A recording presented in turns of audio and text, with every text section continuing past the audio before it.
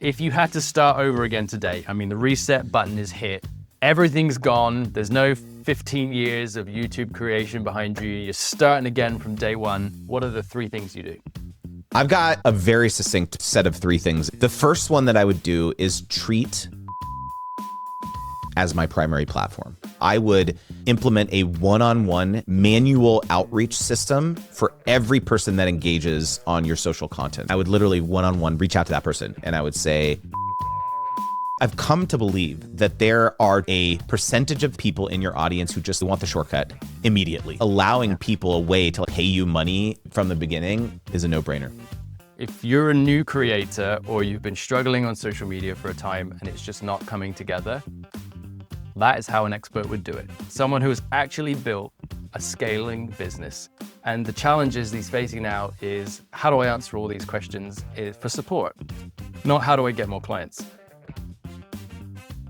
Okay, welcome to Creator Built Systems. My name is Elliott Duck, and today I'm going to be chatting with Justin Moore of Creator Wizard. You may know him as the author of Sponsor Magnet because it is currently a #1 bestseller on Amazon, and I know that because I checked this morning. Congratulations on that, Justin. That's awesome. So give us a bit of a rundown, Justin. You spent 15 years as a YouTube creator. You then transitioned into a coach with Creator Wizard. And then 5 years after that, you've become an author of a best-selling book. How did all of that take place in such a relatively short time? Well, to be honest, I have to give flowers to my wife because she was the one who started her first YouTube channel in 2009, and I was very much behind the scenes in those early days. Eventually transitioned into being in front of the camera and creating content together over many years. But basically everything that I've learned about negotiating with brands, understanding, the whole brand partnership side of creating content has been from helping her run her business and negotiate deals on her behalf. I did run an influencer marketing agency for about 7 years. That was another part of my evolution where I learned how to get deals for other creators as well, which shaped a lot of my my frameworks and strategies and so on. But again, I was in medical devices before this. I was not a creator. I was very much in a kind of traditional 9-to-5 corporate trajectory and all that. And we were joking earlier about when did you transition from wearing a suit to wearing a backwards hat?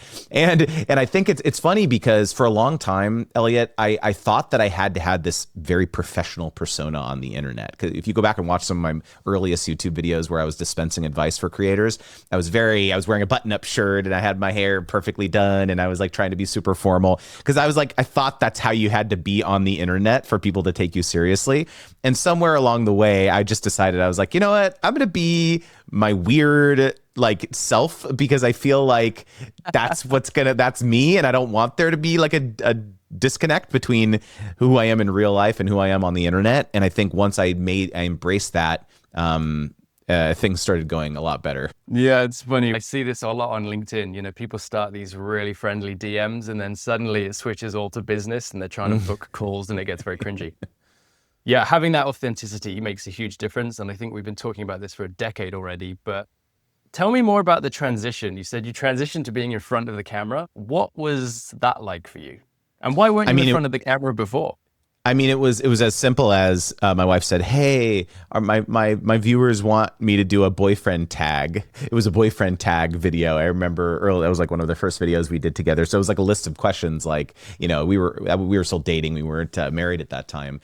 And so I was so awkward. Some of those videos are still up on my wife's channel. But it was I think a lot of people tell me Justin, you're so natural in front of the camera. How do you bring so much energy? How are you so authentic? Believe me, 15 years ago, I was not like that. I was so stiff. I was so awkward and uncomfortable and I didn't know where to put my hands. And it was just this has come from just literally thousands of repetitions. And the transition came from just, again, I was supporting my wife, and I definitely grew to love it. I grew to feel like I can actually be good at this stuff. I am good at this stuff, and I am, it might seem natural now, but it definitely wasn't in the beginning. So is that the key then? You just put in the reps and plow headfirst through the cringy bits and just do it? Dude, there's this story I love, or this analogy. It's called Cringe Mountain. You have to scale Cringe Mountain. So it's like this graphic where at the beginning, everyone, you start trying to post content and you feel like an idiot. Like, oh my God, people are going to see this. Like, this is so bad. I feel so uncomfortable. I hate how I hate how I look on camera, this type of thing. And then you grow a little bit and you're like, okay, like, I'm still feeling super cringe, but I can do this. Like, let me push through. And meanwhile, everyone in your life is poking you with the stick. They're like, oh, you're making YouTube videos, or, oh, you're posting on LinkedIn. That's so cringe. Or like, you're doing this type of thing. You grow. And then at some point, you start realizing, like, wait a minute, this is working. I'm feeling less cringe. I'm starting to post it. You start getting people in your life, like, who being like, hey, like, wow, how'd you get 1,000 views on that? How'd you get 10,000 views on that? How do you have 10,000 followers? How are you doing that? Hey, can you teach me to do that? Hey, are you making money doing that? Right. And so at some point, once you like are almost like kind of, you scale Cringe Mountain and you're almost at the summit and you start to go down this, you start to realize, like, wow, people are starting to respect me. People are starting to ask me for advice. I'm starting to make real money. And so I share this. Everyone has to scale Cringe Mountain, and it's just a matter of like your attitude throughout the process. Okay, so tell me this, because in the coaching program, I've noticed a couple of the live calls, you jam out to a couple of tunes at the beginning and you're getting it going. And I'm looking through the audience and some are sort of sat there very quiet. They're not sure if they should join in. Others are kind of starting to nod. Is that to relax them or to relax you? I think it's a little bit of both. Again, going back to the idea of like, I've been toying with this like tagline of like, making sponsorships fun. Like, in my mind, I want to like loosen people up. It doesn't have to feel like this super stiff professional thing. It can be a fun thing. Interacting with brands can be joyful. Creating the content can be joyful. You can feel happy and excited and not scared about this. I just think that's like a good like lesson in life. And so again, like, music is a big part of my life. And so I love using it to set the stage, set a tone, and just, yeah, frankly, to just have fun. I like it. I was surprised, and I thought to myself when I was first in there, I'm like, I don't know what to do here. And you're scared to kind of jump in and be like, yeah, I'm going to dance on screen. But then you also don't want to be the guy who's kind of awkwardly sat there with everyone else looking around, wondering if he should turn his screen off. So I got into it. And you know what? It did change the whole workshop for me. So I stole that and did it with one of my coaching clients this week. And when he joined the meeting, I had on some tunes and just bust out to it for, 30 seconds to a minute. And in the beginning, he looked at me like, have I just come into something I shouldn't have? And then relaxed and kind of got into it too. And it totally changed the entire tone of the coaching session. I love it. I think I'm going to do it from now on. It does set a good sort of rhythm for the conversation thereafter. That's awesome, man. Love it. What have you found are the systems that are really building the business right now? The ones that you rely on top level? Man, it's evolved massively over the years of running this business. I mean, for the largest chunk of time as I've been running this business, it was my course, my Brand Deal Wizard course, which is what most people know me from, I think. I've had, hundreds of creators go through it at this point, especially the live cohort that I ran for a lot of years. And so most of the systems and most of the marketing efforts that I have put forth over the last number of years have been towards trying to enroll people in the live cohort.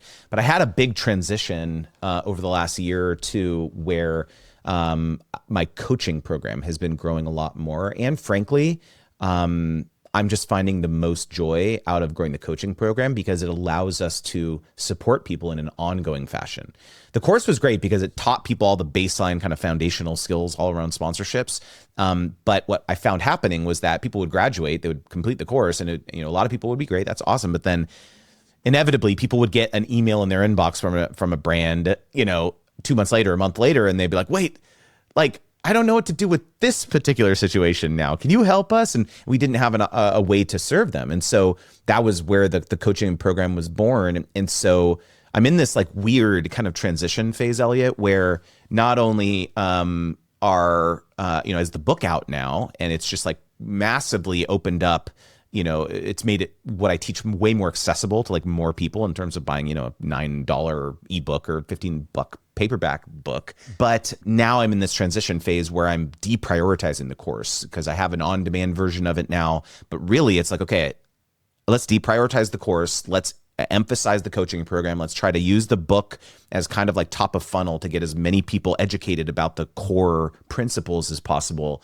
And so now all the systems that we're developing are how can we get more people into the coaching program? And so really the primary one that we're working on right now is the challenge that you recently went through, which is something that we're going to do quarterly, actually, which is the 10K brand deal challenge, essentially, which is helping people get past the very first step of my sponsorship wheel, which is how can they learn how to craft compelling outreach to brands and get on their radars. And then when these brands respond and they say, hey, this is kind of interesting, what did you have in mind? It's like a very natural segue into like, hey, we can support you to navigate those conversations in the coaching program. Yeah, that's huge. And that's interesting because a lot of the creators I talk to are switching the other way. They're going from, doing the coaching to then building a course, because now they're trying to scale the coaching that they were doing one-on-one and get a system where they can get more clients in there. But you've gone the other way around. You've taken the course that gets everyone trained and educated and are now building out the coaching to help them succeed even further. So to clarify, I started with one-on-one coaching.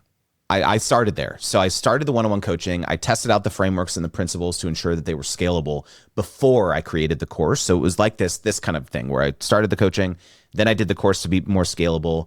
But the coaching program, when I'm talking about the coaching program, it's no longer me doing the coaching anymore. I have other coaches on my team. And so this is really the scalable play for serving people at scale. It's like not me on one-on-one calls with people. Our program is actually fully asynchronous. So we don't do any live calls, actually.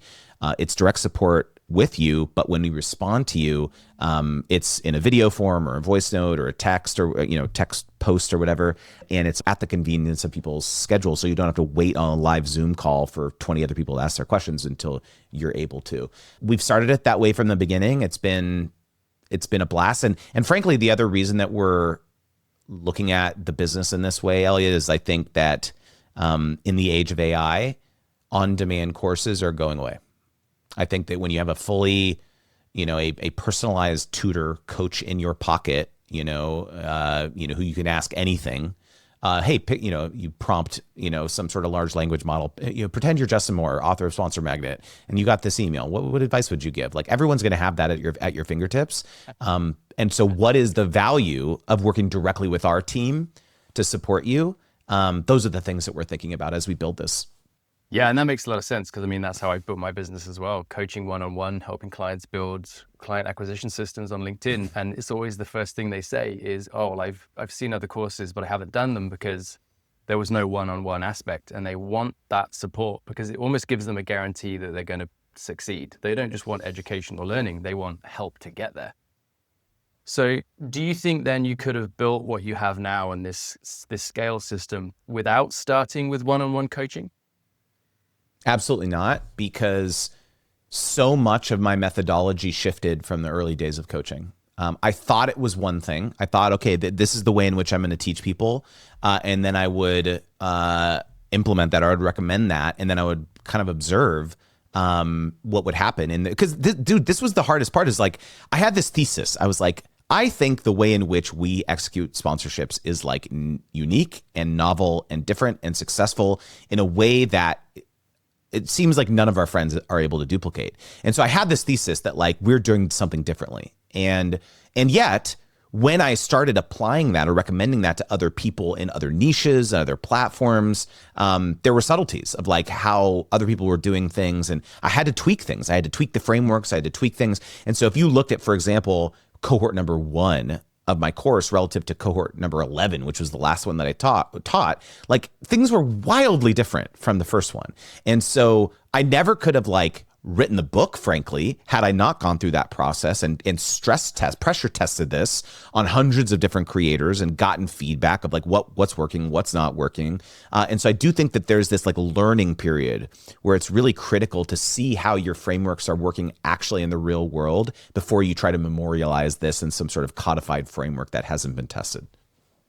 Yeah, I think that is a huge foundation. I see a lot of entrepreneurs getting this wrong, and they just jump into trying to open huge communities on school and throw people into video systems that, teaching what sounds like a good course, but they don't have any background to understand what are their clients actually facing in all of these different scenarios. Because even in my coaching now, I find I can coach 3 different guys all focusing on video content, and they all have different challenges with the kind of clients that they go after. And so there's a lot of those small nuances that you just can't cover in a course that has to come through in one-on-one coaching.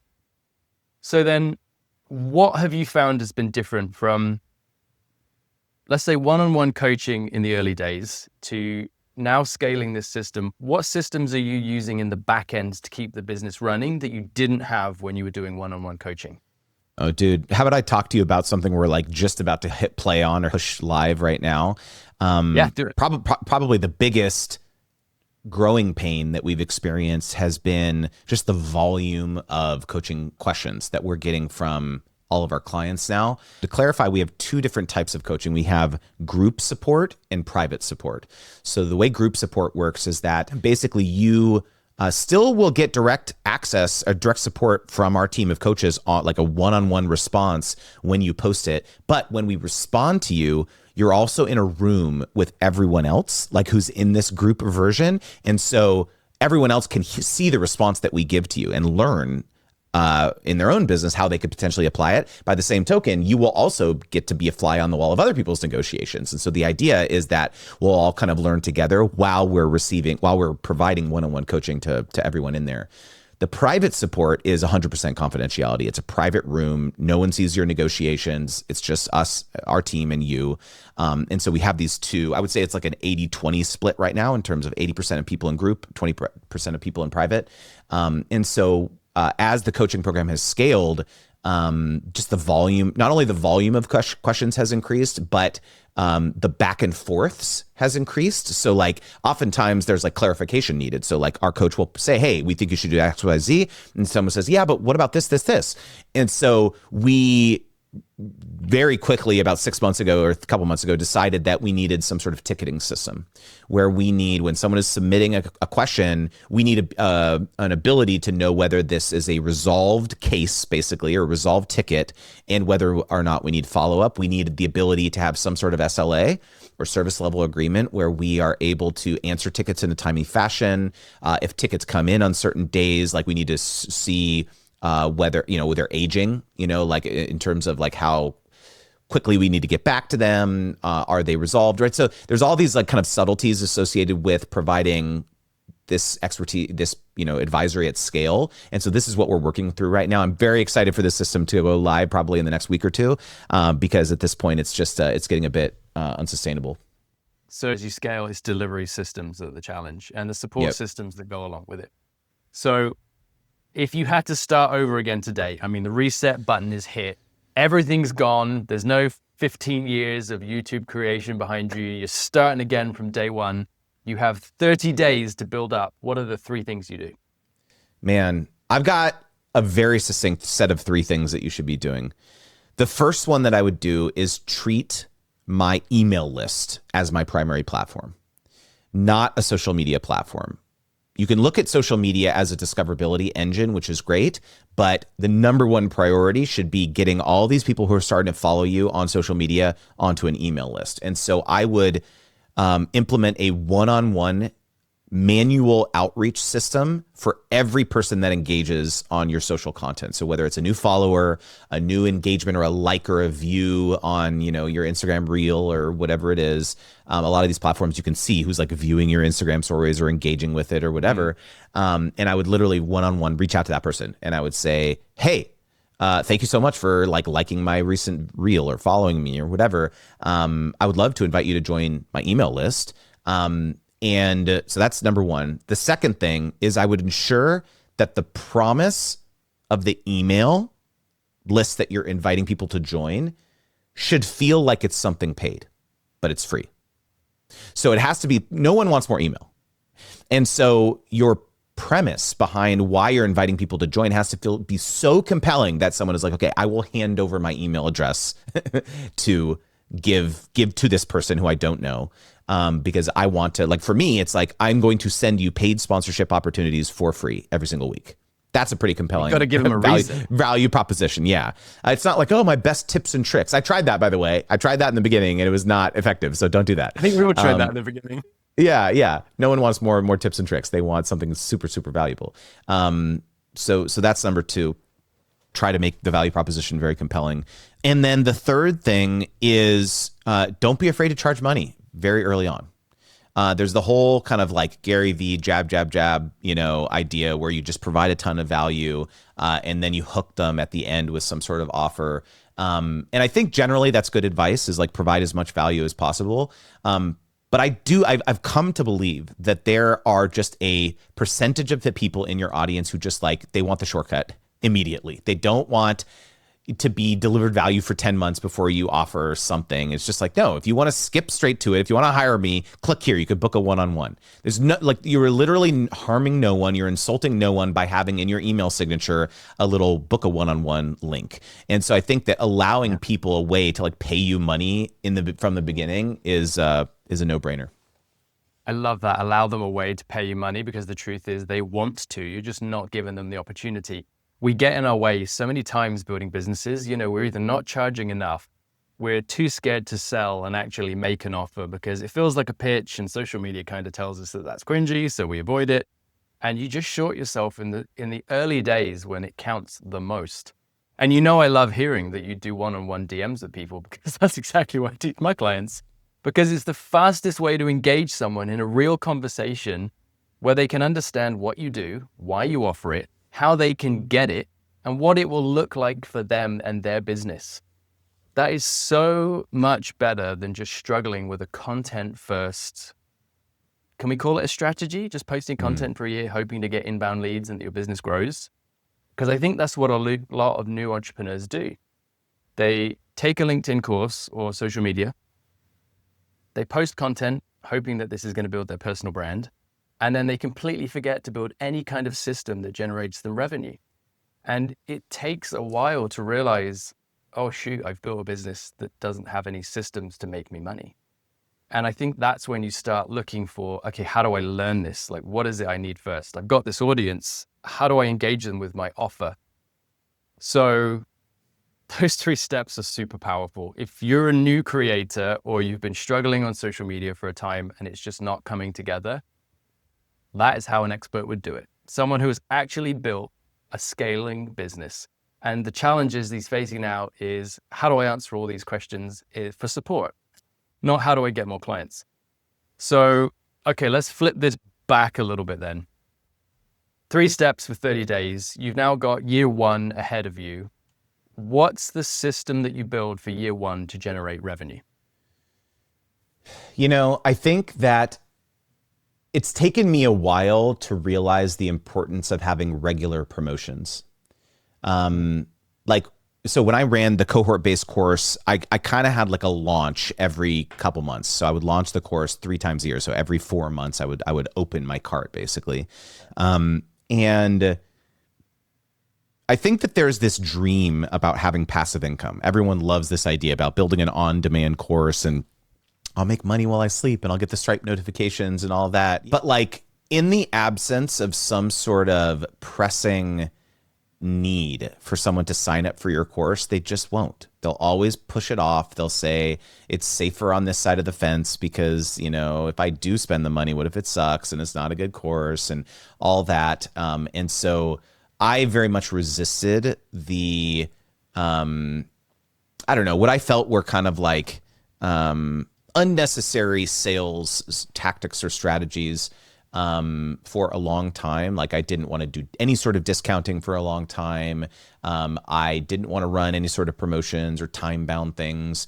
And what I found is that it really is a aspect of human nature that people are driven by things expiring, them having to finally make a decision about whether to participate in a challenge, that's ending, enrollment's ending, this type of thing. And really at the end of the day, my whole goal is impact. I want to reach people and I want to change their lives. And so if what I have to do is kind of play the game a little bit to get them off the fence and be like, okay, time to put up or shut up. Let's go, join the challenge. This is not you can't just continue enrolling. And if you miss a deadline, I'm not going to let you in. Like, a lot of people message me, oh, I missed enrollment. Sorry, you got to wait. Like, I'm serious about my deadlines. I'm not making this stuff up. I want you to learn, and I'm going to have to give you a bit of tough love. That's one big lesson that I wish I learned earlier on, was just like, this is unfortunately, you kind of have to wrap the vegetables that people need in a bit of candy to make it palatable. Yeah, it's so true. It took me ages to learn that. My first business, like 18 years ago, every conversation I had, I was trying to sell. That was my purpose, to sell. And it took me a while to realize that that wasn't working, and that what people responded to was my mission. It was my purpose for doing what I'm doing. And ultimately, that was to help them accomplish something. And so when I switched and started focusing on that in the conversation, like, the game changed. So I think having your purpose outlined, like, I want to have an impact, that will switch those difficult sales conversations. And, some of the rules that we're taught, like never offer a discount, that's a bad strategy, to how do I make this happen for this person? And I think that's where the impact comes, is that it becomes about them, not the rules you've set for your business for the group. I just had a conversation yesterday with a guy, content writer on LinkedIn. And he said, instead of posting on LinkedIn to everybody, write the post like you're writing to an individual, because it changes your tone, even in the way you write and the way people read it. But on a sales call, man, does that come across. If you're just trying to sell, they sense it before you even get to the point of offering them a call. So let's switch gears a little bit here, because that's kind of sparked a couple of thoughts, Justin. What has been something that's totally changed your mind on how to do something in the business that was unexpected, or that you've never talked about? Something that really just flipped the script for you and you went, oh, this is how I'm going to do it now. So when I started the business, I very much looked at it as a skunkworks. I never thought like, I'm going to make a ton of money doing this. Like, I'm going to personally get super rich doing this. It very much came from me looking at this as like an act of service. Like, I want to educate the next generation of creators. Whether or not that makes me a ton of money was kind of an afterthought. And so I treated the business very much kind of like a hobby for a long time, because it wasn't the primary revenue driver. Like, my wife and I have our personal business on social media that we're still running. And I think that was to the detriment of the business and to the detriment of the impact that I ultimately decided I wanted to have, which was larger, because the shift was that I realized, like, okay, if I really do want to have the impact, the largest impact possible, I need to treat this like a business. I need to be serious about this. I need to like recruit people that have the same ferocious focus on the mission that I do. That was frankly what led me to write the book also, which was deciding that I wanted to have this larger impact and knowing that it was going to cannibalize probably course revenue in the business. Right? If I cared about money, like, I wouldn't have done that, because I open sourced all my secrets basically. And so that was a big shift that I had to make, was like, because I wanted to have the impact, I needed to take this thing seriously now, and realizing that like actually making money is a byproduct of service. And it's not like a bad thing for me to want to make money, because it'll allow me to have a larger impact. Yeah, 100%. That's awesome. Yeah, I think sometimes we go down this creator journey with the passive income goal in mind, like the honey pot at the end of the rainbow, and we're chasing it and then at some point we realize, oh, I have to do the work. I have to put the work in to get the results. And then you end up systemizing things, because now you realize this is my job. This isn't just a hobby I'm doing on the side. If you want to make consistent revenue, then you have to have some consistency in your systems.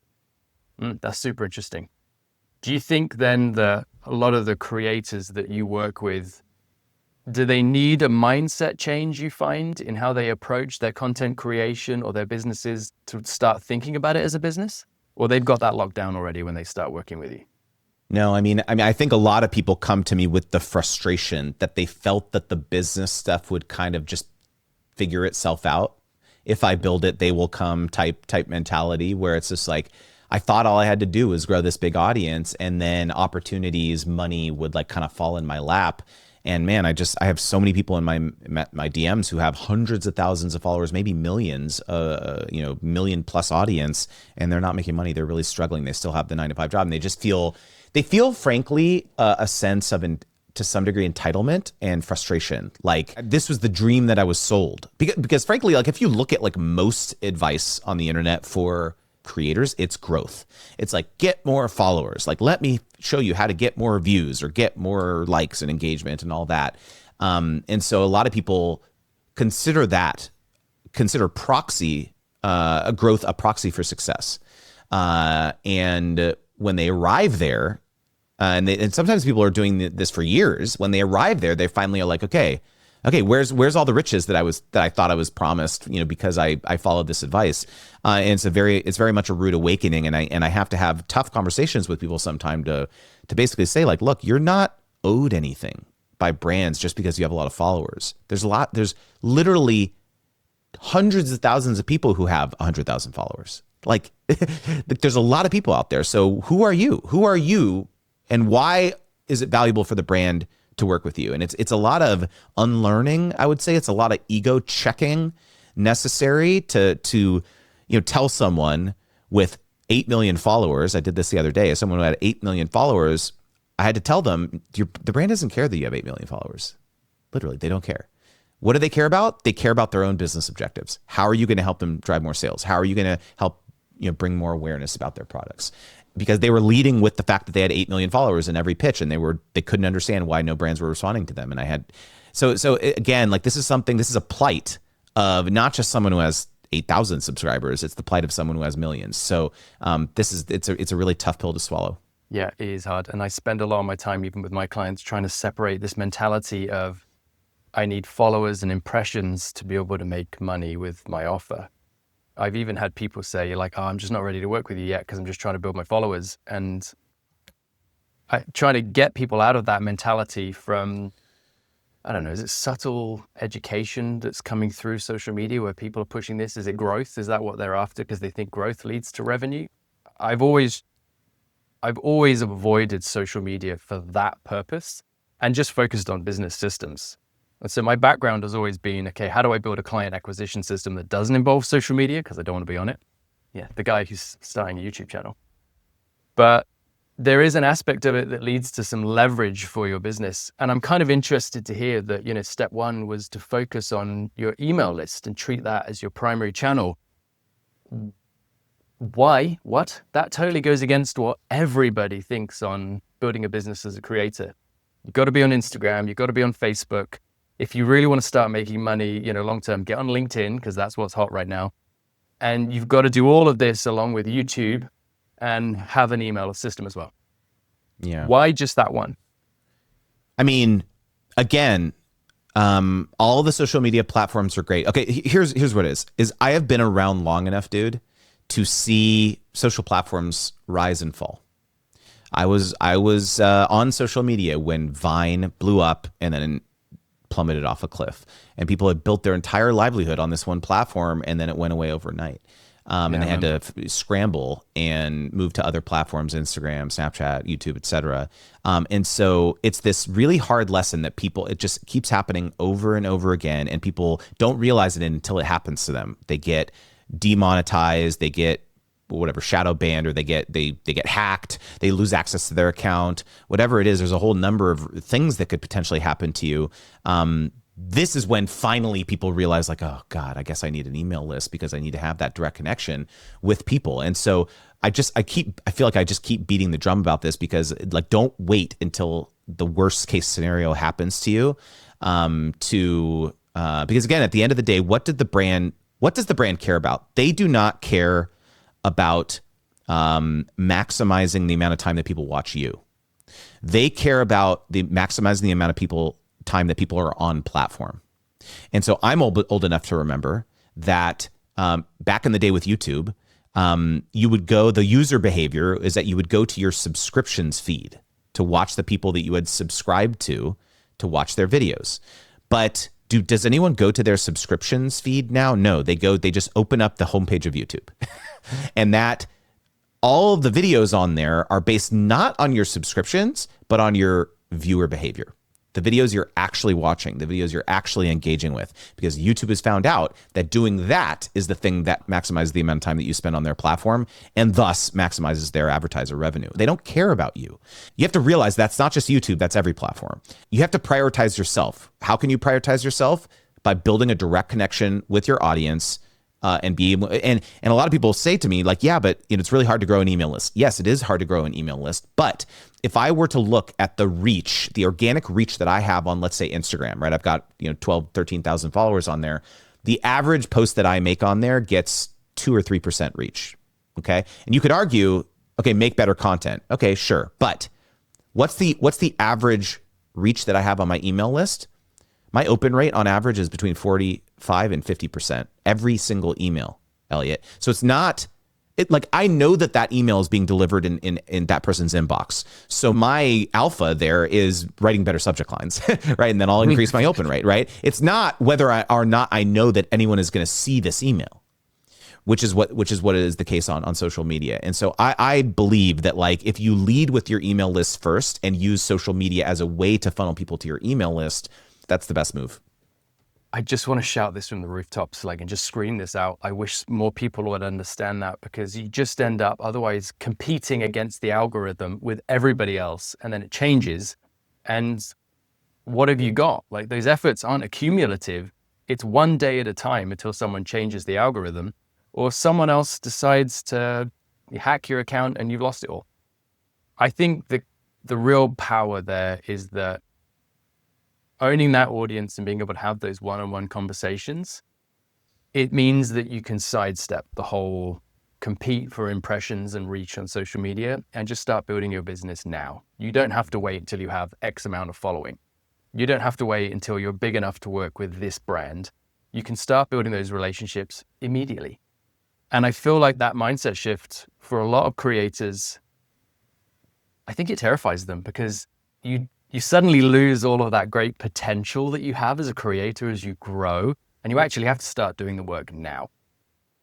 So if you were to build the email list we're in month 1, you've got your 3 steps, you've got the email list, you're having one-on-one conversations with the social content. At what point in email list growth, let's say subscriber count, would you start actually making your offer? Would you wait until you get to 5,000, 10,000 email subs, or when would you begin? I mean, I launched my very first cohort in my course with a couple hundred email subscribers, actually. I did like a 14-day email course as like the front end kind of offer, I guess you could say, free email course. And then I pitched my larger kind of cohort based course on the back end of that. And so again, like I didn't have thousands, I didn't have tens of thousands, I had hundreds. And I got a handful of people to join. Not a ton, but I got a handful of people to join. And it was enough because I had been nurturing them over, several weeks during this free email course. And it spoke to the right people, right? And so I again, going back to this principle about like making an offer earlier, there's going to be people who want that. There's going to be more people who don't want it, but that's okay. But there's going to be like a few people who want it. And that I believe is like getting comfortable with making offers earlier in your journey, I think is going to allow you to build up to have the stamina to continue to do this. Because I think what happens a lot of times is that people grow resentful. They grow an audience, they grow the email list, they grow the subscribers or whatever, and then they finally make the offer and like not a lot of people sign up or join or patronize it.